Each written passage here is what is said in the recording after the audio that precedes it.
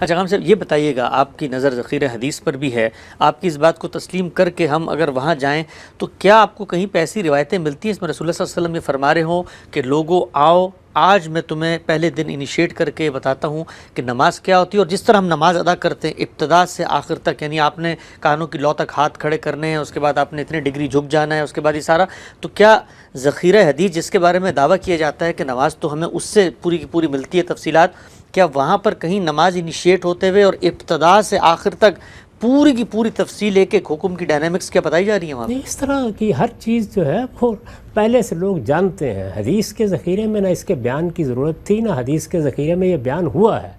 وہاں تو یہ بیان کیا جا رہا ہوتا ہے کہ رسالت میں آپ صلی اللہ علیہ وسلم کس اہتمام سے نماز پڑھتے تھے، صحابہ کرام کے ہاں اس کی طرف کیسا خشوع خضوع تھا، اگر کوئی خصوصی حکم آیا ہے تو اس پر کس طریقے سے عمل کیا گیا ہے.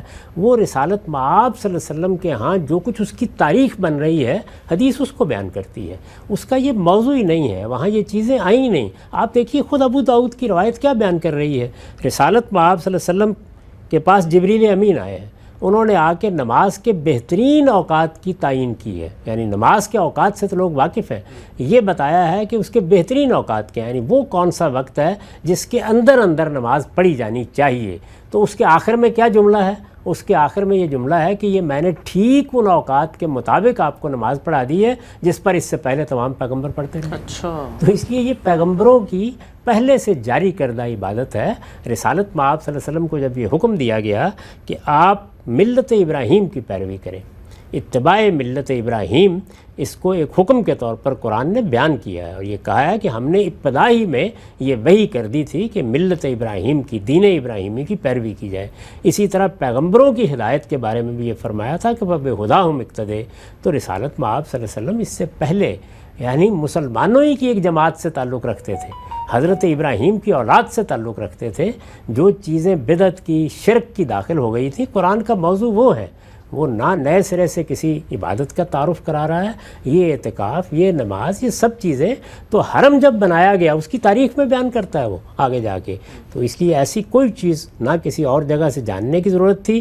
رسالت میں آپ صلی اللہ علیہ وسلم نے اس کو جاری کر دیا، وہ ایک سنت ثابتہ ہو گئی، مسلمانوں کے اجماع اور تواتر سے منتقل ہوئی. یہ نماز، یہ روزہ، یہ تمام چیزیں جتنی بھی ہیں سب مسلمانوں کے اجماع اور تواتر سے اسی طرح منتقل ہوئی ہیں جس طرح قرآن منتقل ہوا ہے. نہ ان کے حدیثوں میں کسی ذکر کی ضرورت تھی، نہ کبھی اس کو اس طریقے سے بیان کیا گیا.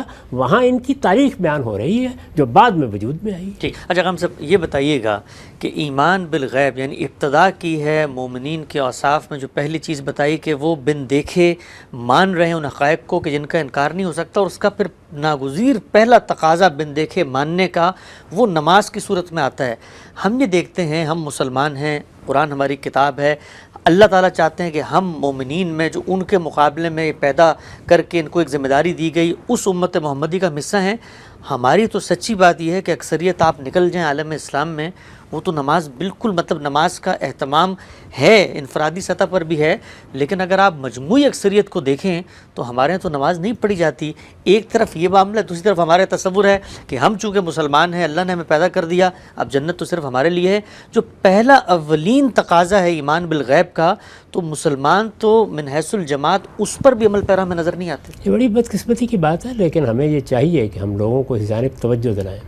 ہمارا کام یہ ہے کہ ہم یہ دیکھیں کہ اس وقت 1.5 ارب کے قریب مسلمان ہیں. اتنی بڑی تعداد میں لوگ مسلمان ہیں، تو کیا آج مسلمان ہوئے ہیں؟ ظاہر ہے کہ وہ اپنے ماں باپ کی وجہ سے مسلمان ہیں. اس میں دین کے علم میں کمی آئی ہے، دین کی طرف توجہ میں کمی آئی ہے.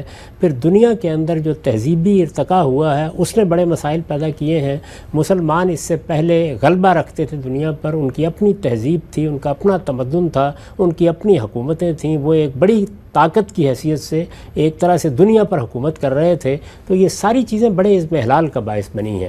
تو یہ ضرورت ہے اس بات کی کہ اچھے اہل علم لوگوں کو اس جانب توجہ دلائیں، قرآن مجید کا علم عام کیا جائے، لوگ یہ سمجھیں کہ اللہ کی سچی معرفت کا پہلا لازمی نتیجہ کیا ہے، وہ اللہ کے سامنے جھکنا ہے.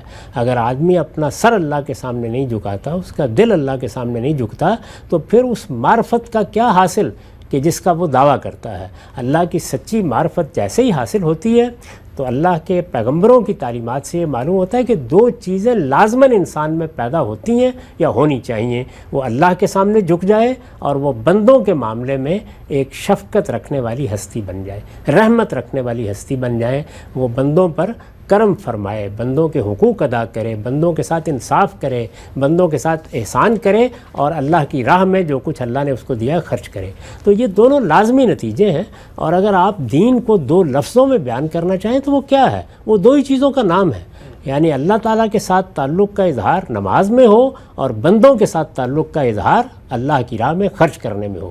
یہی وہ چیز ہے جس کو حضرت مسیح نے اس طرح بیان کیا تھا کہ تو اللہ سے محبت رکھ جیسا کہ محبت رکھنے کا حق ہے، اور اپنے پڑوسی سے محبت رکھ۔ ظاہر ہے کہ وہ کیا ہے؟ وہ انسان ہے۔ تو انسانوں کے ساتھ آپ کا تعلق خدمت کا، رافت کا، شفقت کا ہو، اور آپ ان کے لیے خرچ کرنے کے لیے تیار ہو جائیں، اور اللہ تعالیٰ کے ساتھ آپ کا تعلق رکوع کا، سجود کا، اعتراف عظمت کا، اپنا سر جھکانے کا ہو۔